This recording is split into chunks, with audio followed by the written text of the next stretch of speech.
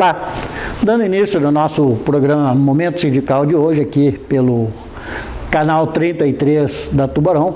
Programa esse que tem a intenção e o objetivo de manter a nossa região informada a respeito das coisas que estão acontecendo na nossa região, no nosso estado e também no nosso país. O nosso convidado de hoje é o companheiro Telmo Camargo, presidente do Sindicato dos Trabalhadores nas Indústrias de Extração de Madeira e Lenha de Butiá e região.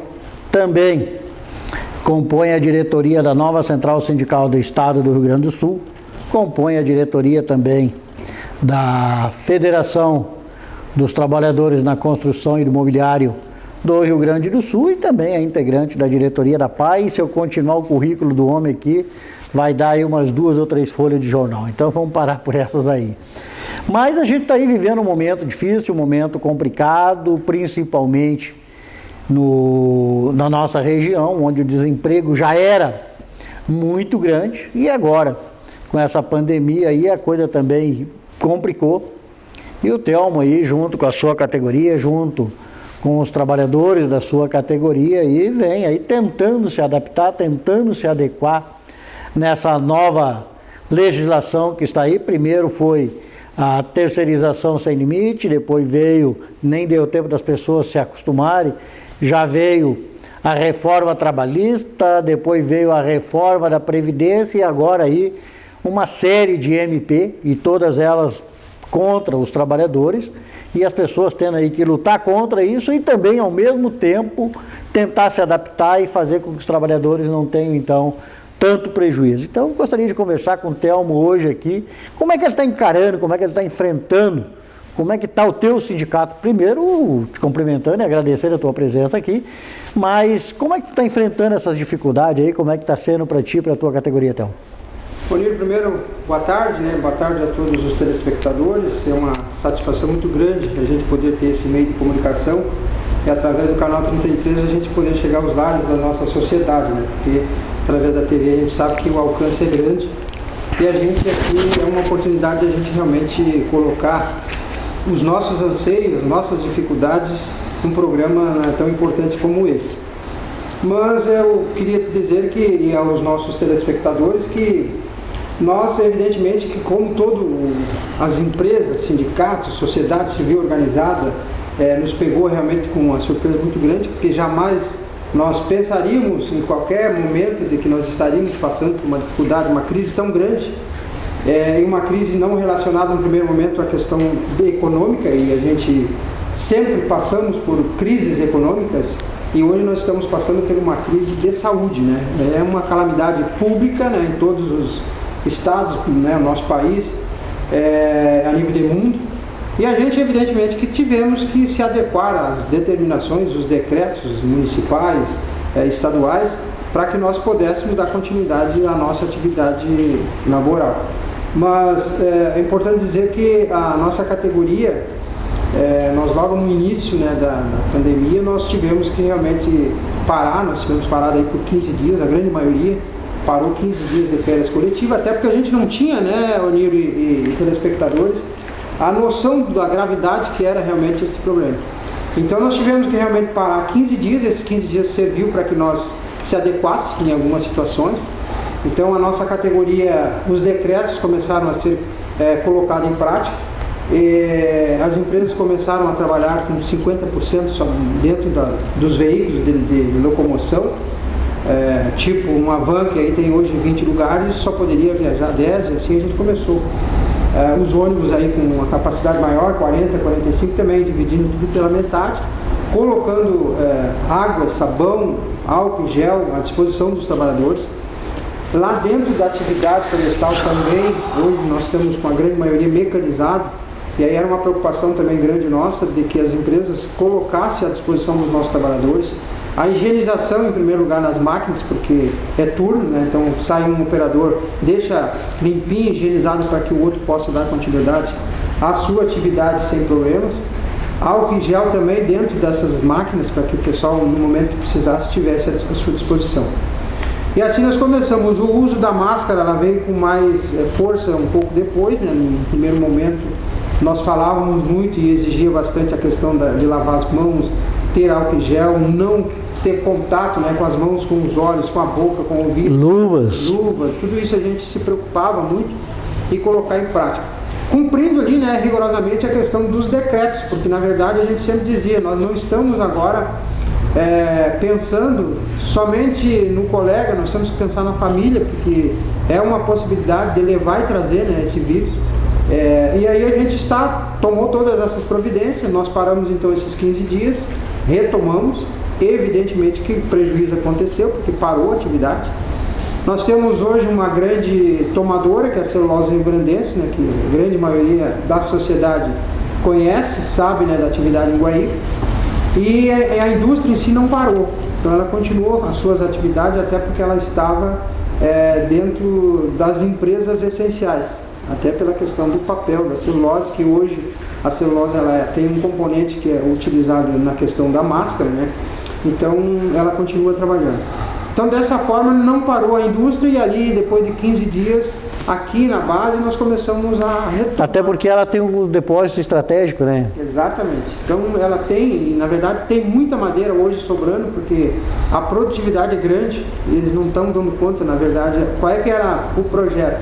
É que a partir do mês de março, abril, tivesse mais um destaque de produção, e que a caldeira que hoje opera com X deveria trabalhar com X mais Y, e isso, em virtude da pandemia, não aconteceu. Ela ficou ali, e aí o que tinha realmente de matéria-prima estocada dá para tocar tranquilamente, que estão ainda tocando, nem estão utilizando, que depois começaram a trabalhar, está sobrando ainda. Então isso para nós nos dá uma certa segurança de que a indústria, a maior indústria que a gente tem na nossa atividade florestal, ela não parou. E isso nos dá uma segurança de viabilidade e continuação dos empregos aqui, né? Embora a gente tenha, né, Niro e telespectadores, todo aquele regramento, né, de acordo com a MP, o pessoal com 60 anos foi afastado, o pessoal que tinha problemas de saúde já também. Os grupos de risco, no caso? O grupo de risco foi todo ele feito levantamento, e aqueles que estavam dentro do grupo de risco, que é os de 60 anos, terminou sendo afastados. Aí foi usado esse auxílio emergencial, algumas, e colocaram justamente esse pessoal que foi afastado nesse auxílio. Algumas suspenderam o contrato, outras utilizaram os 25% de redução, outros utilizaram 50%, e assim foram... Conforme a necessidade. Conforme a necessidade de cada um. Mas nós tivemos poucas empresas que utilizaram, na verdade, o auxílio emergencial. Até o presente momento, nós tivemos 3 empresas que nos procuraram. E aí, pela MP, o governo tirou a necessidade dos sindicatos participarem dos acordos, mas as empresas nos comunicaram e nos questionaram a respeito do acordo. E evidentemente que nós, como representantes da categoria, não iríamos ficar de fora de forma nenhuma de participar dos acordos, até porque a gente tem interesse muito grande. Nós temos associados, nós precisamos saber a relação, precisamos saber quem é que realmente vai parar, nós precisamos daqui a pouco cancelar algum tipo de convênio, então isso nós estamos envolvidos diretamente. E essas empresas tiveram um bom senso de ignorar, na verdade, aquilo. Que bom que existiu essa parceria, esse bom senso dos dois lados, né? A gente tem todo hoje o controle desses poucos trabalhadores que realmente estão nessa situação de afastamento. Tá certo. Mas a gente está aí conversando hoje então com o Telmo Camargo a respeito da pandemia, a respeito das coisas que estão acontecendo aí, e a gente vai deixar uma pergunta para o Telmo aqui já no gancho aí para o próximo bloco, onde a gente vai dar uma pausa de 2 minutos aí, que seria a realidade, algum caso dentro da tua área, a nível de estado, aconteceu do Covid-19, alguma coisa nesse sentido, já que tem aí Cachoeira, que teve algum caso, Arroio dos Ratos também, o Encruzilhada do Sul, que tem alguns casos aí, teve dentro dos teus casos, tu vai responder depois, então, no próximo bloco.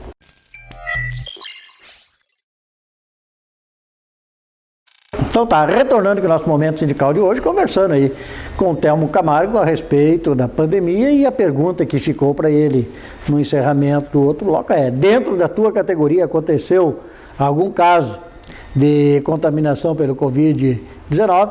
Telmo responde agora para a gente então.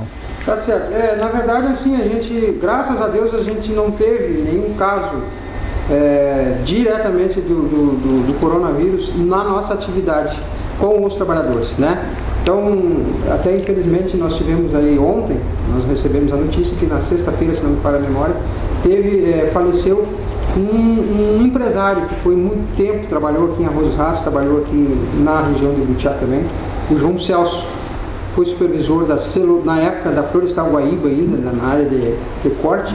João Celso. João Celso. Na verdade, ele faleceu e ele já tinha outros problemas, né? Estava abaixado, inclusive, no hospital.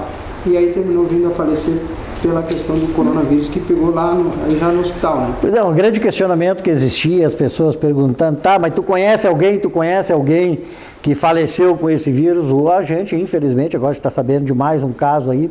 Tivemos essa semana aí também o caso de um sindicalista, um companheiro nosso lá de Passo Fundo, que infelizmente, Passo Fundo é uma região também bastante atingida, né, Thelma? Sim, e o companheiro era do sindicato do rodoviário, companheiro linha de frente do sindicato rodoviário, que infelizmente acabou sendo contaminado no hospital, fazendo uma consulta no hospital, acabou sendo contaminado e acabou vindo a falecer. E agora, como tu está falando, o João Celso aí. E nós tivemos algumas suspeitas, evidentemente, aqui em Arroio dos Ratos, por exemplo, nós tivemos um trabalhador que suspeitaram que ele tivesse problemas, né, e aí levaram para a Secretaria de Saúde em São Jerônimo, e aí foi feito todo o levantamento e, na realidade, graças a Deus, não era, né? E aí os nossos telespectadores sabem, né, que se nós tivermos, por exemplo, a nossa atividade florestal, que todos viajam dentro de um ônibus, se nós tivermos uma situação de que um trabalhador tenha dado positivo, bom, aquela equipe toda tem que parar, porque ela tem que ir para toda aqueles procedimentos, né, cumprir todos os protocolos que hoje estão sendo aí definidos. Aí acontece o que aconteceu com o pessoal de Garibaldi, né? O pessoal saía de São Leopoldo, viajando de ônibus, indo a Garibaldi, e infelizmente acabaram se contaminando. 19 pessoas que viajavam no ônibus acabaram se contaminando. Os demais, o resultado ainda não saiu, a gente não sabe, mas deve também ter acontecido. Trabalhava no frigorífico, ontem saiu o resultado, que desses 2 frigoríficos da região lá, 591 pessoas acabaram sendo contaminadas dos 1.000 e poucos exames que foram feitos. Quer dizer, é complicado, e é por isso a preocupação da gente fazer essa pergunta, Thelma. Justamente por isso, porque a gente tem muitos companheiros, muito conhecidos, muitos amigos que trabalham na área florestal e que viajam no mesmo ônibus. Exatamente. E nós tivemos, por exemplo, um caso que a gente teve conhecimento logo no início, na celulose, na própria celulose, teve um caso que a pessoa realmente deu positivo, mas foi para o hospital e aí se curou e retornou. Hoje até já está trabalhando. Então, lá dentro da indústria, que a gente nem conhece essa pessoa, mas é lá da indústria. E na nossa atividade, graças a Deus, até agora a gente está saindo ileso, né, nessa questão aí de não realmente decretar aí o positivo, né? Se Deus não quiser, vamos passar por isso aí sem ter. A gente sabe que a atividade daqui a pouco pode aparecer, porque a área florestal está espalhada em mais de 60 municípios do estado. Então, daqui a pouco pode aparecer alguém, mas até o presente momento a gente não tem nenhuma notícia de que tenha dado positivo em algum trabalhador florestal. Pois é, uma outra pergunta aí, Thelmo. O sindicato está nessa aí, ontem ainda, essa semana aí, tu ainda teve assembleia com os trabalhadores e aí tu teve que fazer o distanciamento. Como é que está sendo isso? Como é que os trabalhadores estão encarando isso? Porque a gente vê aí, Caixa Econômica, pela televisão que a gente está vendo, banco, muitas vezes as pessoas não estão respeitando o distanciamento que é para ser feito, parece que não estão levando a coisa muito a sério. E como é que foi na Assembleia? Como é que os trabalhadores encararam isso? O Oniro e telespectadores sabem que, na verdade, a gente até se surpreende. Que é uma responsa tua, mas o trabalhador também tem que ter consciente, né? Nós temos uma consciência, e isso aí imposta até pelas empresas, que hoje o técnico de segurança vem trabalhando muito, os técnicos de segurança, trabalhando muito nessa questão de prevenção. E a prevenção, agora com essa doença, muito mais ainda, né? Porque a gente sempre trabalhou a questão da prevenção, que a prevenção era fundamental para evitar qualquer tipo de agravamento maior, que todo mundo sofre com isso. E nesse momento, essa doença é muito mais ainda. Então há uma consciência muito grande dos trabalhadores florestais. Ontem nós mandamos, inclusive botamos no edital, colocando que nós estaríamos fazendo essa assembleia, uma assembleia que estava atrasada, né? Nós precisávamos resolver essa situação. E aí a gente pensou, nós descartamos a possibilidade de fazer a assembleia na nossa sede social, pela questão do tamanho, né, do espaço físico que a gente teria lá. nós colocamos no edital que precisaria todos ir de máscara, nós não poderíamos atender ninguém sem máscara. Levamos máscara descartável para a Assembleia também. Se caso chegasse alguém sem máscara, nós estaríamos colocando à disposição. Estariam preparados para receber. Preparado para receber, porque era importante a participação deles e a gente fez lá um distanciamento. Nós, inclusive eu mesmo fiz. As cadeiras nós colocamos de 2 em 2 metros, uma da outra. O espaço que a gente utilizou ali foi no Gastão Off, então é amplo, né? Todos aqui conhecem. E a gente ali fez uma assembleia muito tranquila, todos com máscara, nós temos fotos lá, todos com distanciamento, com a determinação aí dos protocolos que vem sendo colocados. E foi uma assembleia muito tranquila, né? Nós não tivemos um grande número de trabalhadores, até porque tem receio, né? Daqui a pouco dá uma aglomeração lá de pessoas, mas não, nós tivemos realmente a responsabilidade nossa em tomar todas as providências como representante sindical e ao mesmo tempo os trabalhadores também tiveram a consciência. A precaução de estar adequadamente. Precisavam ir preparados para que não tivesse nenhum problema. E aí eu ainda lembro ainda que lá na Assembleia eu disse assim, isso, daqui a pouco chegou um lá e disse, não vamos ficar muito perto, vamos afastar aqui, se tiver que conversar, vamos conversar meio de longe, mas vamos respeitar os 2 metros. Não teve nenhum problema. Nós tivemos aí. E assim, Onírio, e aos nossos telespectadores, principalmente a nossa categoria florestal, nós estávamos com a nossa convenção atrasada, nossa data base é março, nós estávamos com as assembleias todas marcadas para sair, e aí veio essa chuva de água fria, vamos dizer assim, e aí a gente teve que suspender tudo. Esse suspender tudo, nós tínhamos mais de 7 assembleias marcadas, porque além da convenção nós tínhamos mais os acordos coletivos de trabalho de outras empresas já estavam... Tudo pendente. Tudo pendente. E aí a gente teve que suspender tudo. Quer dizer, aí com uma medida provisória, ainda bem que tinha ali o artigo, se não me falha a memória, o artigo 31, dizia que existia a possibilidade de prorrogação de mais de 90 dias de tudo aquilo que tivesse acontecido, inclusive eleições, né? E aí a gente se valeu disso. Então a gente conseguiu, dentro desses 90 dias, que ainda não terminou, nós conseguimos fazer então a primeira assembleia que definiu, graças a Deus o pessoal, diante da situação hoje, a negociação coletiva de trabalho está muito difícil, porque tem muitas empresas que fecharam, tem empresas que estão falando em redução e tem empresas oferecendo zero, né? Simplesmente para renovar a convenção coletiva de trabalho. Então realmente é muito difícil. Aí, só trocar data. Só trocar data. E aí tu tem que ter essa ponderação das dificuldades que realmente atingiu a todos e colocar também isso para os nossos trabalhadores, para que eles também entendam. Mas a compreensão dos nossos trabalhadores e o entendimento foi muito, muito tranquilo nesse sentido. Sabe muito bem, como representante sindical, que hoje nós temos uma ferramenta chamada dissídio coletivo. E essa ferramenta chamada dissídio coletivo, ela nos dá algumas garantias, mas por outro lado nós podemos perder outras que seriam muito mais importantes para a classe trabalhadora.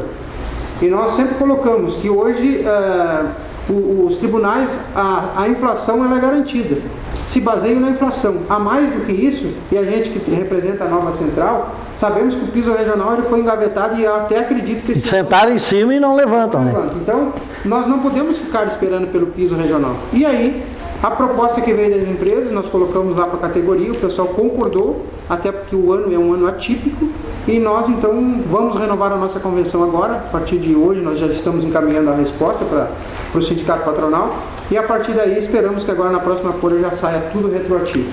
Tá certo, então o Telmo Camargo respondendo a respeito do Covid-19 aí na sua categoria, mas o Telmo também é representante, e ele ainda deu uma esticadinha aqui, ele também é representante aí da Federação dos Trabalhadores do Mobiliário, da Construção e do Mobiliário do Estado do Rio Grande do Sul. Então, no próximo bloco, aí o Telmo vai conversar com a gente, vai dar uma conversada para a gente a nível de Estado, como é que a Federação, como é que os demais sindicatos filiados à Federação, já que o Telmo, se não me falha a memória, é secretário lá, né, Telmo?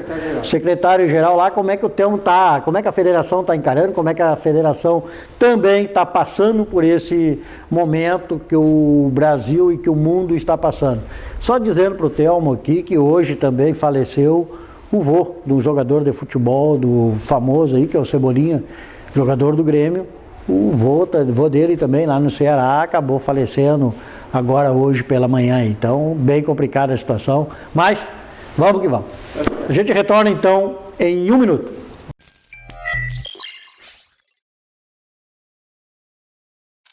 Retornando então com o nosso programa Momento Sindical de hoje, aqui conversando então com o companheiro Telmo Camargo, que também é secretário-geral da FETCOM do Rio Grande do Sul, ou seja, da Federação dos Trabalhadores da Construção e do Mobiliário, e que o Telmo agora vai falar para a gente aqui como é que a Federação e os demais sindicatos tem enfrentado essa pandemia aí do coronavírus. Então, o Thelmo vai conversar com a gente, trazer para a gente aí aquilo que está acontecendo também dentro da FETCOM.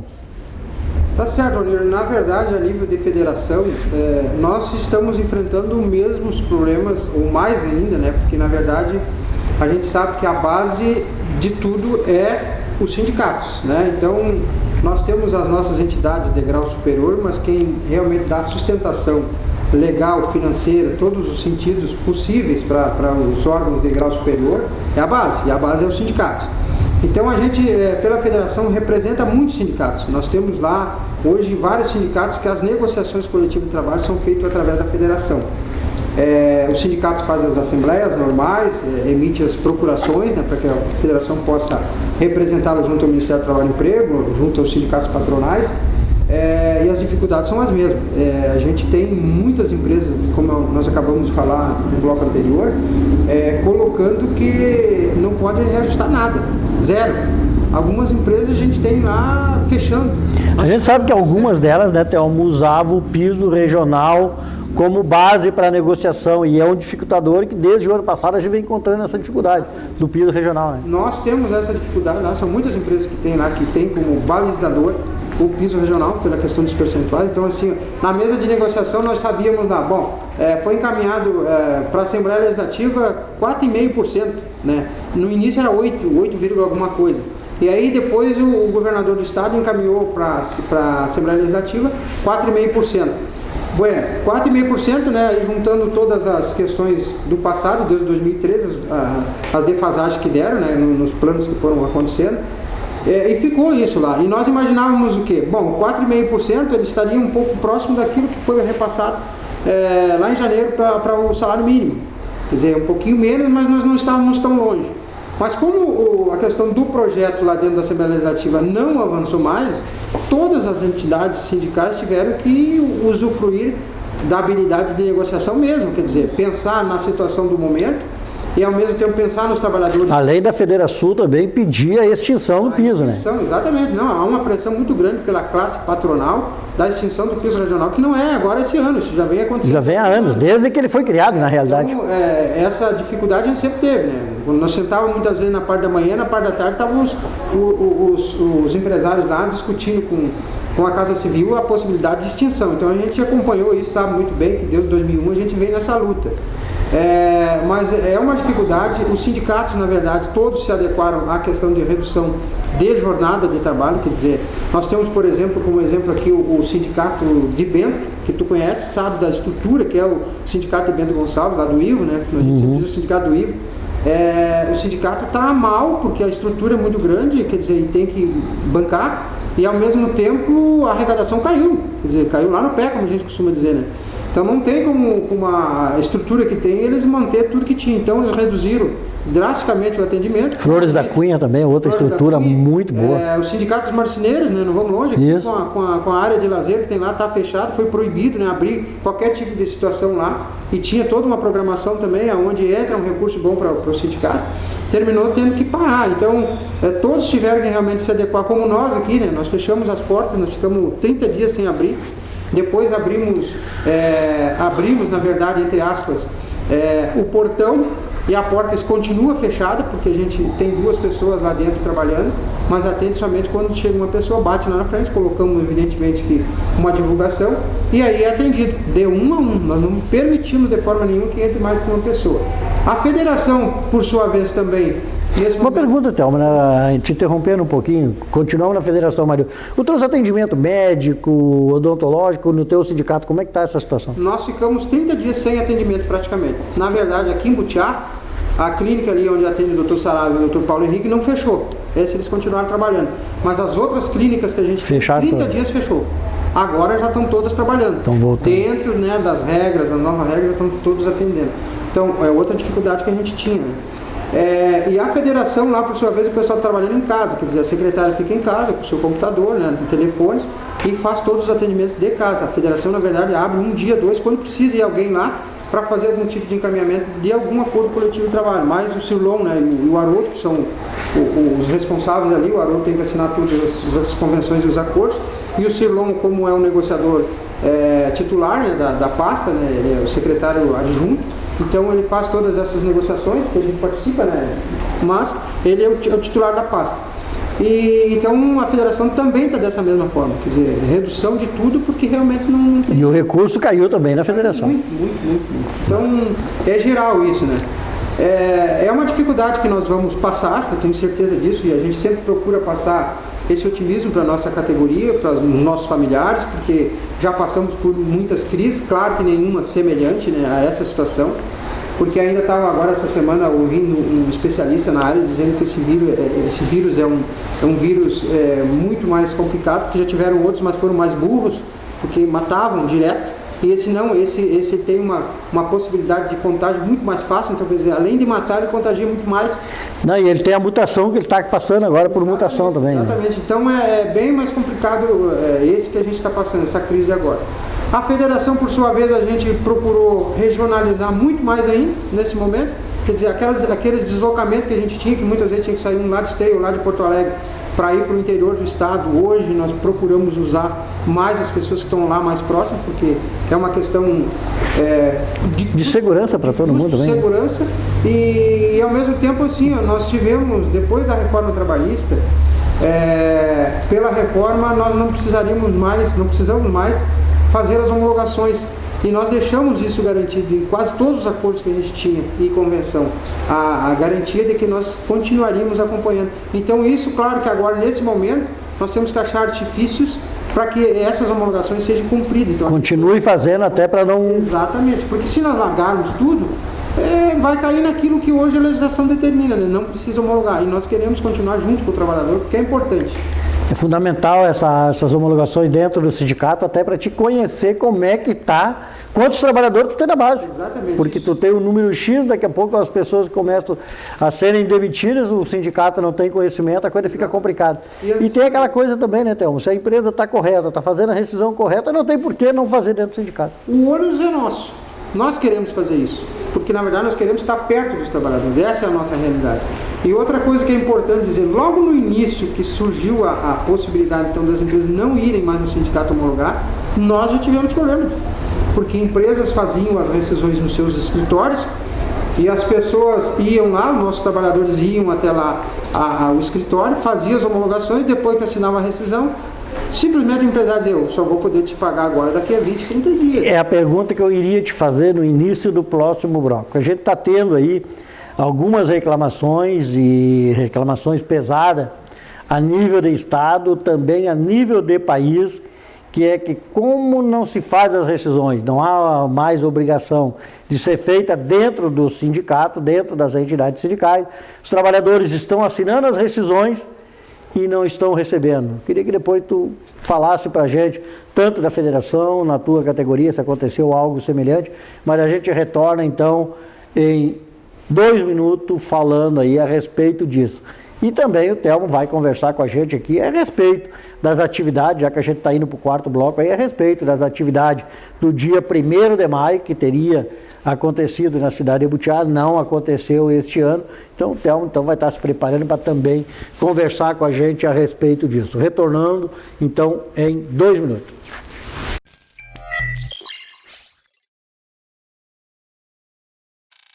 Retornando então com o nosso programa de hoje, o Momento Sindical, no 4º bloco aí, conversando com o Thelmo Camargo a respeito da pandemia na federação, no sindicato e também algumas falcatruas que estão acontecendo aí nas questões das demissões de trabalhadores, que hoje não há necessidade de serem feitas dentro do sindicato. E o Thelmo aí em off conversando com a gente aqui e vai conversar com vocês agora, contando pra gente algumas dessas coisas que estão por aí acontecendo, para que você, trabalhador que está aí nos assistindo, tenha uma noção da importância de uma entidade sindical à frente da sua categoria, negociando pela sua categoria, inclusive no momento de demissão, no momento que o trabalhador está saindo da categoria, mas é ali que o sindicato tem que estar presente, é ali que o sindicato tem que mostrar também para o trabalhador a sua importância. Thelmo. É verdade, Onir, nós tivemos aí, né, alguns problemas em virtude dessa mudança que aconteceu a partir de 2017. Por incrível que pareça, né, 2017 nós já temos aí alguns anos, né, 11 de novembro de 2017 foi feita então a reforma trabalhista, e essa reforma trabalhista, no nosso ponto de vista, foi apenas para ceifar direitos dos trabalhadores, né? Porque a gente não vê, por outro lado, a questão de empresa. Não houve vantagem para os trabalhadores, porque o tão prometido lá na terceirização que haveria empregos não aconteceu, na reforma trabalhista que haveria emprego não aconteceu, na reforma da Previdência que haveria emprego não aconteceu, pelo contrário, o número de desemprego do nosso país só cresce. Só cresce. Então, assim, nada que foi colocado comprovou. E nós, e aí a gente tem que dizer aqui, aí a gente tem que se direcionar para você, trabalhador, você, trabalhadora, que não vai ao seu sindicato, que não se associa, que diz que o sindicato só recebe, o pessoal fica lá de braço cruzado recebendo. Não é verdade. Nós trabalhamos e muito, porque quando a gente está dentro da nossa entidade, fechado ou reunido, nós estamos... Aqui estamos trabalhando. Estamos trabalhando, estamos levando informação para que a gente possa executar no futuro. E a participação do trabalhador, ela é muito importante. É a forma de não deixar a sua entidade enfraquecer e, ao mesmo tempo, quando a entidade enfraquece, obviamente que enfraquece também a nossa discussão, a nossa negociação junto à classe de empresários. Porque eles sabem muito bem, é muito simples para os empresários se reunirem. Eles bastam instalar o dedo, estão todos reunidos. Nós é uma briga para a gente fazer as assembleias, isso aí é geral. Nós temos uma dificuldade muito grande, deveria ter uma participação muito maior, porque nós somos muito mais do que o número de empresários, muito, mas assim, é muito gritante, e nós realmente parecemos que somos inferiores em números. Isso não é a realidade que nós temos no nosso país. Então seria interessante que todos realmente pensassem muito. Acho que esse hoje é um programa que a gente está fazendo, é um programa que serve para que a gente possa fazer uma reflexão no que já aconteceu, nas reformas que aconteceram e que a gente está hoje aí com essas deficiências que a gente tem a nível de trabalho. O mundo, na verdade, gira em torno do trabalho. E se não é a classe trabalhadora... É aquela luta eterna, capital e trabalho. Exatamente. E nós estamos aqui justamente, pegando um gancho da tua frase, nós somos o equilíbrio do capital e trabalho. O sindicato é isso, é para equilibrar. Mas um equilíbrio que fosse realmente justo. E hoje não está sendo justo, nós só estamos perdendo. Então, nos últimos anos aí, os prejuízos são muito fortes.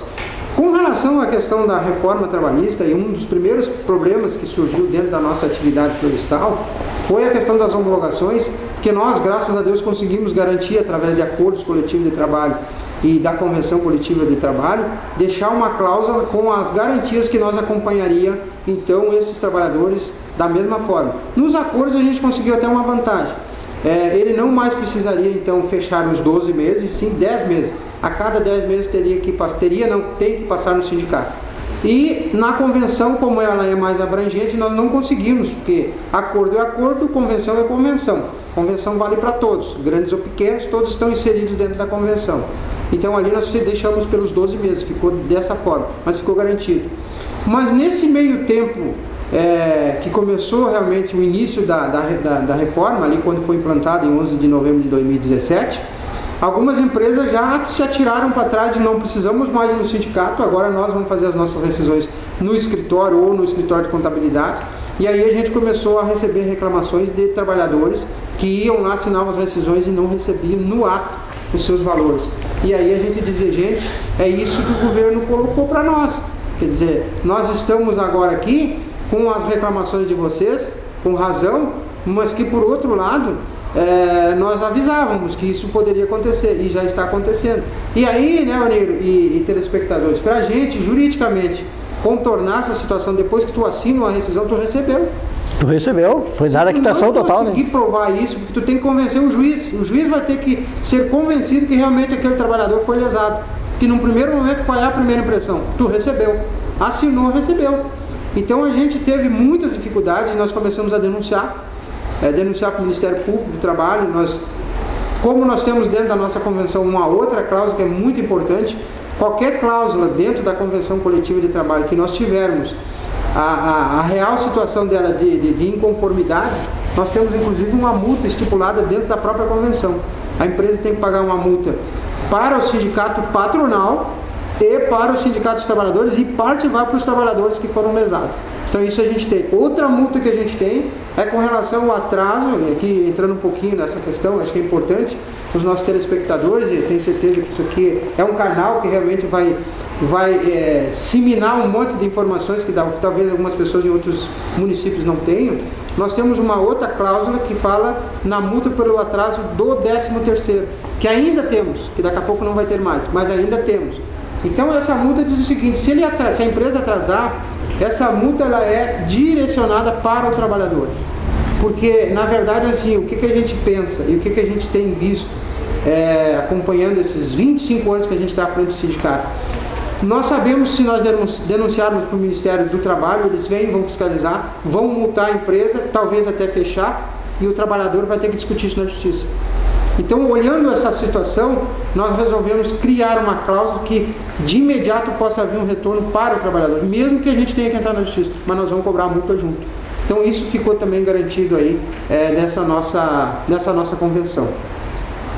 Outro questionamento que foi feito em relação a 1º de maio, nós sentimos, né, Onir, porque na verdade a gente sempre fez aqui no nosso município, né, movimentos, isso nós já estamos aí vários anos, a nossa sociedade... Seria o 18º ato? Seria o 18º, a nossa sociedade está realmente acostumada, né, todos os anos a gente tem esse movimento, nós começamos muito fortes, e depois a gente deu realmente deu uma caída, principalmente na nossa caminhada da cidadania, mas que a gente nos últimos anos tem feito ela mais centralizada aqui no centro da cidade, ou na praça, ou num local que seja aqui centralizado. Esse ano nós tínhamos definido que iríamos fazer aqui no Sindicato dos Mineiros, porque pela questão logística, ou seja, nós ficaria centralizado, nós poderíamos trancar aqui a rua na frente sem problema nenhum, ficaria fácil para nós.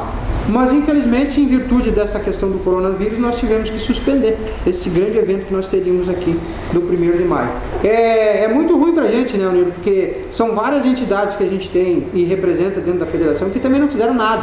Quer dizer, todo mundo teve que ficar em casa se cuidando pela questão da saúde, e o 1º de maio não passou despercebido, porque muitos fizeram algumas mensagens, colocaram através da mídia, aquela coisa toda, mas aquele contato com a nossa sociedade a gente não conseguiu realmente fazer. Então fica aqui uma dorzinha. Um gostinho amargo, né? Um gostinho amargo. E dizendo, claro, que a gente está aqui no Sindicato dos Mineiros, no plenário Gerino Lucas, onde iniciou o 1º de maio, que seria, num primeiro momento, o Fórum Sindical Regional da região carbonífera, o primeiro em 2002. Em 2003 aconteceu o segundo, já em 2004, então, a primeira caminhada da cidadania e também o primeiro ato público em defesa dos direitos dos trabalhadores. Mas a gente combinou aí, né, Thelma, entre a coordenação, entre as pessoas que normalmente estão juntas aí, organizando o ato público, que ele irá acontecer, desde que a gente tenha condições de segurança, tanto para quem estiver trabalhando, como também para os músicos que vão participar, mas assim que passar isso, fazer um grande ato até para comemorar, de repente, aí a saída dessa pandemia, né? Eu estava até ouvindo hoje, no meio de comunicação aí, que o Estado pretende daqui a pouco fazer a retomada das atividades aqui em Esteio, né? Que é onde tem todos os... Expo Inter. Expo Inter. Então, quem sabe, né? Sei lá, vamos torcer, porque nós precisamos aqui pensar positivo para que as coisas realmente aconteçam. E aí com sorteio, com brinde, com shows musicais, da TV Atualidade junto com a gente, a Rádio Atualidade junto com a gente, aí quem sabe? Vamos nos organizar aí. E a Rádio Sobral, Butiá Notícia, e as demais rádios da nossa região aí, que sempre são parceiras do nosso movimento, a Rádio Nova São Jerônimo, Gazeta do Jacuí, essas rádios todas aí, agora parece que tem uma em Arroio dos Ratos também, a Rádio Ratense em Arroio dos Ratos aí. Então, de repente, aí a gente faz isso aí. E tem mais a TV Costa Doce, que também aí tem aberto espaço para a gente na luta pela BR-290, que também está parado. Então, no próximo bloco, a gente vai falar sobre a PAI, um pouquinho sobre a PAI e também sobre BR-290, duplica já. Voltamos em 2 minutos.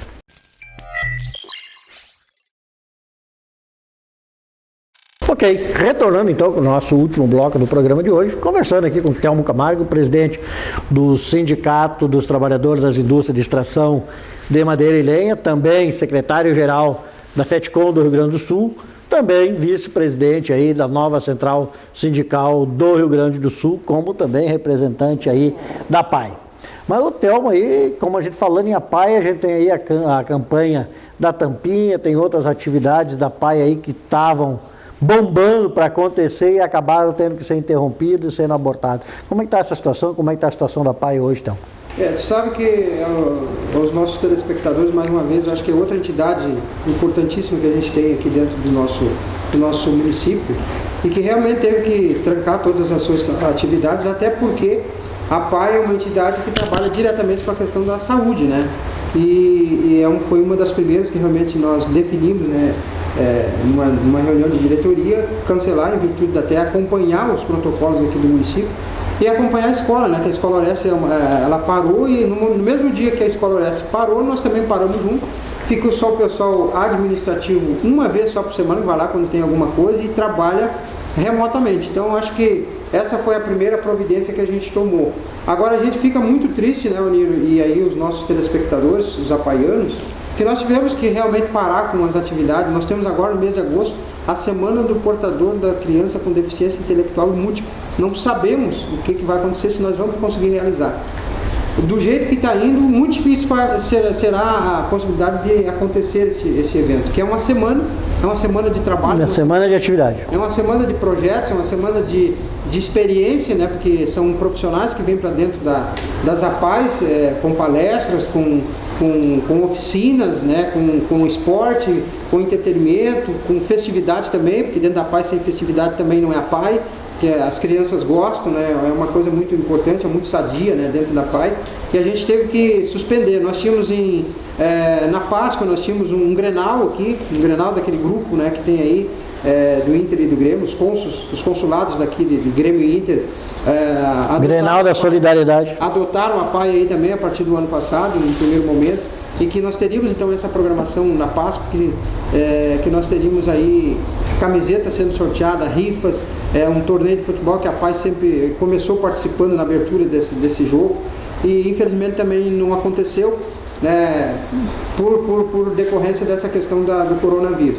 Então, muitas atividades na PAI. Nós tínhamos outros projetos, inclusive lá, nós tínhamos o projeto da horta, nós não podemos mais dar andamento nessa situação.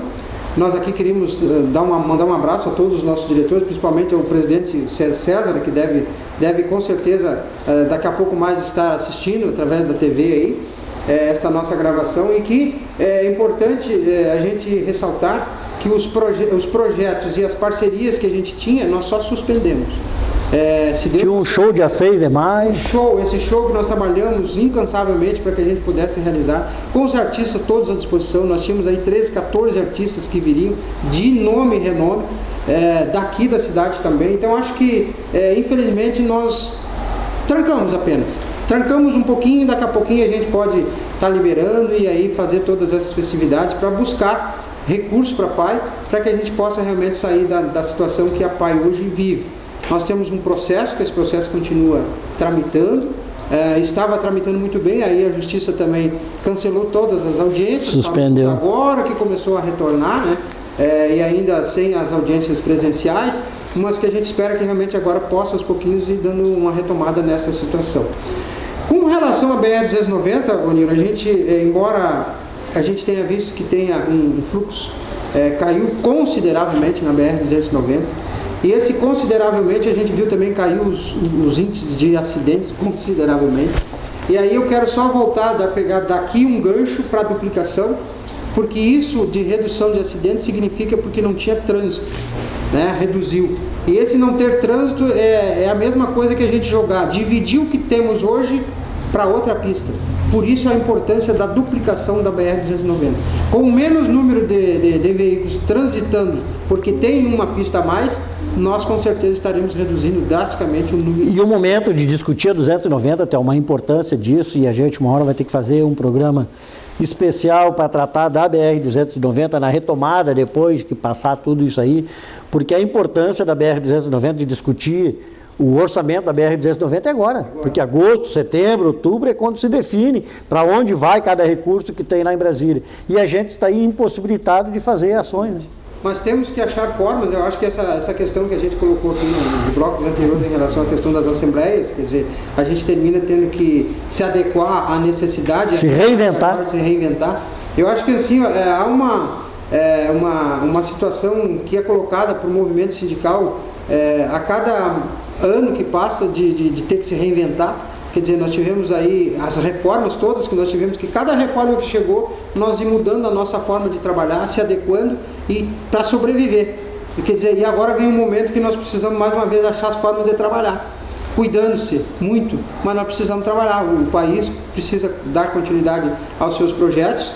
Nós precisamos, eu particularmente defendo aqui muito a questão científica. Eu acho que nós precisamos trabalhar com segurança, mas dentro de cada um, com estudo, cientificamente, olhando aquelas pessoas que estão lá, que são a base, né? Nós precisamos, não adianta eu pegar e construir trabalhar no achômetro, uma residência, por exemplo, se não é a minha área. Eu não sou carpinteiro, não sou pedreiro. Hoje o meu métier é ser operador de máquinas. Essa é a minha função. Então não adianta me colocar nessa função lá. Então acho que tem que ser realmente de profissionais que tem que sair essas determinações com muita seriedade, com muita transparência, que nós precisamos disso no nosso país. Responsabilidade. Responsabilidade em tudo. Mas eu queria, neste bloco, Nírio e telespectadores, também falar um pouquinho da questão do aproveitamento que vem acontecendo em cima desta situação do auxílio emergencial, que eu acho que isso é uma coisa extremamente importante para as nossas categorias, para os nossos trabalhadores. Aí estamos falando no geral, porque acho que todo mundo termina sendo, de certa forma, beneficiado. Na verdade, esse dinheiro é um dinheiro que está vindo, que é nosso mesmo, nós já pagamos, então nós temos esse direito.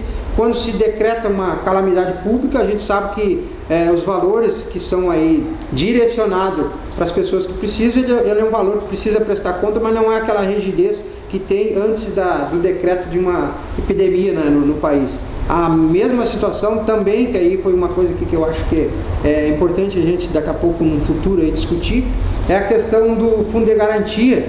A gente sabe que lá no artigo que tem na CLT, aliás na nossa Carta Maior, na Constituição de 88, diz o seguinte, que num caso de epidemia, quando é decretado, existe a possibilidade da gente ingressar na Caixa Econômica Federal através de uma petição, porque tem que ser através de advogados, mas uma petição simples, e que dá direito a retirar todo o fundo de garantia, para justamente poder ter um fôlego maior para se manter durante esse processo. Bueno, o que aconteceu nesse período?